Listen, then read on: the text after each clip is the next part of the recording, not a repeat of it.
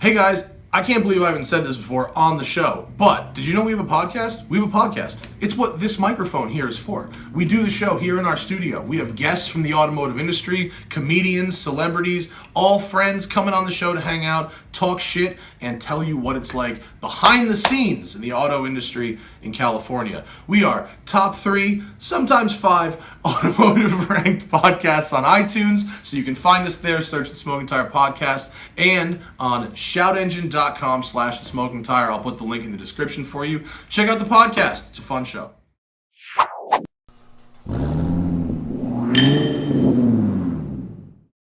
Morning, guys. It is raining down in the city, but it is a beautiful day for a drive in the canyons, and that's a good thing because my man Grant here, welcome, sir. Thanks. Has driven his Aston V8 Vantage all the way from Utah, St. George, Utah, to be here, and so thanks for making the haul. No problem. That's like 7 hours, about.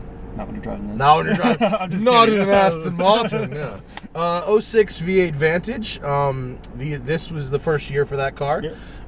And man, every time I see one, you still look at it and go, God, what a pretty car. They look good. The proportions they're just right. Whether it's the 8 or the 12, it still looks good. Age as well. Yeah, and this one, 33,000 miles on it. But honestly, it looks great. It doesn't hurt that Grant is a detailer, and so. True. But you're not going to replace entire sections of leather. No. So the leather looks really nice, and These cars hold up really, really well. yeah, and as someone who owns an Aston and doesn't drive it very much, I can tell you the more you drive it, the better it is. Yeah. So let's have a go.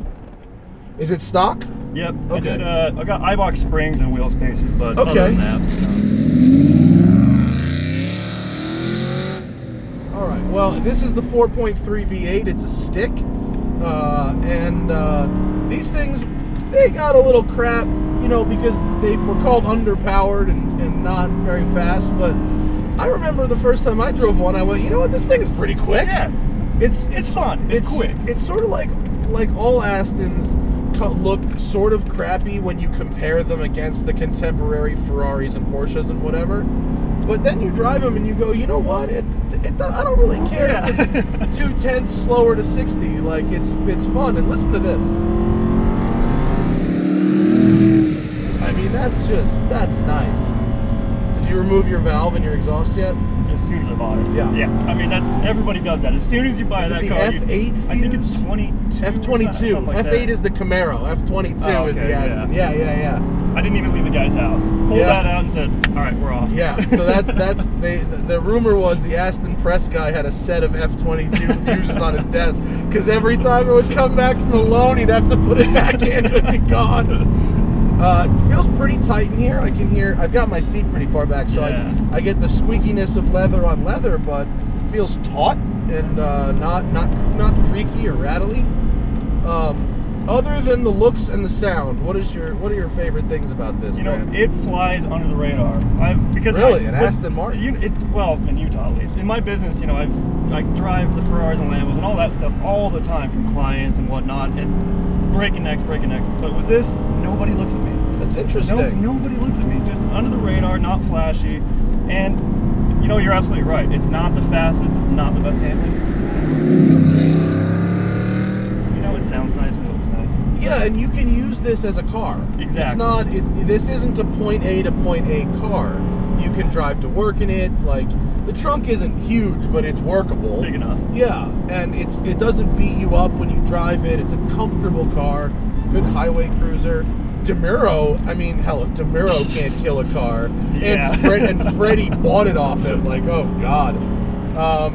You can get a really nice one of these in the mid-40s, right? I put this for sale. It's 45 right now. 45 G's right now, son. So That's not bad, I feel actually. like it's a lot of car for the money. Other than a bit of wear on the gear knob here, I mean, actually, it looks really, really good. And the guys at Galpin always try and sell me the cheap one, the ones of these that come in. So steering, it's direct, it's light, it's not annoying. Clutch is a little heavier than I remember being. Yeah.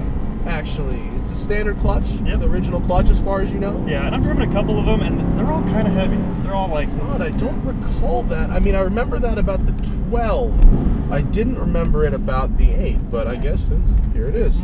And how's your Volvo nav system?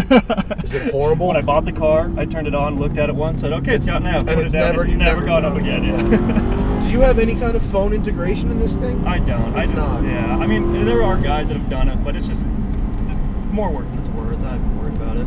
I don't know, man. Sometimes I'm on the road. You work in a shop, so you know you don't need to take calls on the road. One of the reasons I just sold my Corvette was because I could not find a reasonable like Bluetooth solution that I like. So anyway, back to your car. I can't imagine. I mean, you know, you say you can't imagine, but like I can't imagine this car ever being less than 35 grand ever. Right? If it works properly and isn't a total piece of crap. So I think if you were to buy one of these now and maintain it to a reasonable degree, these are a good buy right now. And they're easy to maintain. I've had this for 2 years. And yeah, what's it needed? Nothing. Really? I've put brake pads, oils, and normal stuff. Nothing's broke on it. You know who complains about how unreliable British cars are on the internet? People that don't own these cars. I own one. Well, that's true, but you don't drive yours. I know. Mine, truth be told, like mine's never left me stranded. Yeah. I've never had to do anything with the engine besides service it. It's the stuff that has been an issue has been minor. It's never kept me from driving the car, but it's always horrifyingly expensive. Really? Yeah. I had to pay $2,500 for a new parking brake cable. I mean, that's the kind of, the kind of stuff where they'll nail you. And maybe, like, I don't know, for a long time I was paranoid about the only go to the dealer thing. Right. I think maybe I need to not go to the ass rape dealer that I've been going to. Yeah. And I'm not going to say their name because I don't want to get sued, but I think they rip me off at every possible occasion. I had the same experience with the one dealer that I went to. I had that exact same feeling and experience. So, but there's a lot of really good independent techs online that'll help you through issues. And like, you know, a lot of these exotic cars, a Bosch part is a Bosch part. If you get that part number... I'll tell you what, it changed my life when I learned that exotic cars are not made of exotic parts. Exactly. They're made of some exotic parts, but a power seat motor is not different in a Ford Focus from an Aston Martin. Exactly. Or in the case I know specifically, a Ford F-150 and a Ferrari 599. They use the You're kidding me, that's the same motor? Yeah, and Ferrari will charge you $1,200 for it, and Ford charges you $85. See, that's the same thing. And this, I mean, you know, this would be... Oh, here's another one for you. Fuel pumps.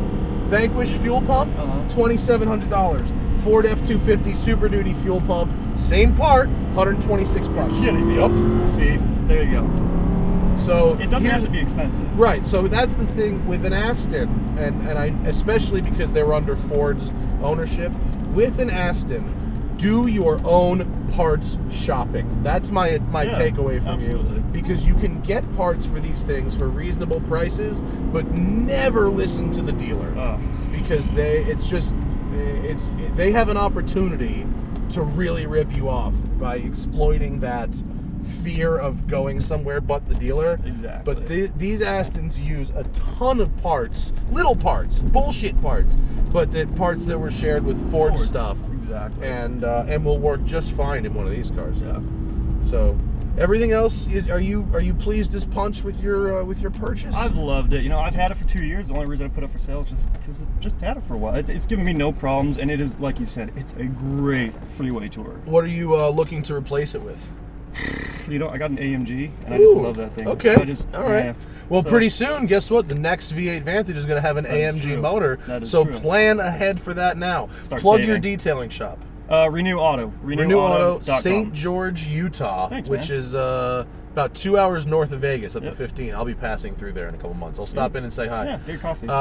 St. George, Utah. Nice place, beautiful people. Yep. Thank you for sharing your Aston, Grant. No problem, man. Check out Grant's Wheelwell to see the story of this car if you want to learn some more about the V8 Vantage. And we'll look for an update when you get a new car on your Wheelwell. And check out, if you're in St. George, you need a detail. Renew Auto, St. George, Utah. We'll take care of Thanks for watching. Thanks for driving all this way, man. Yeah, no problem. And we'll see you later.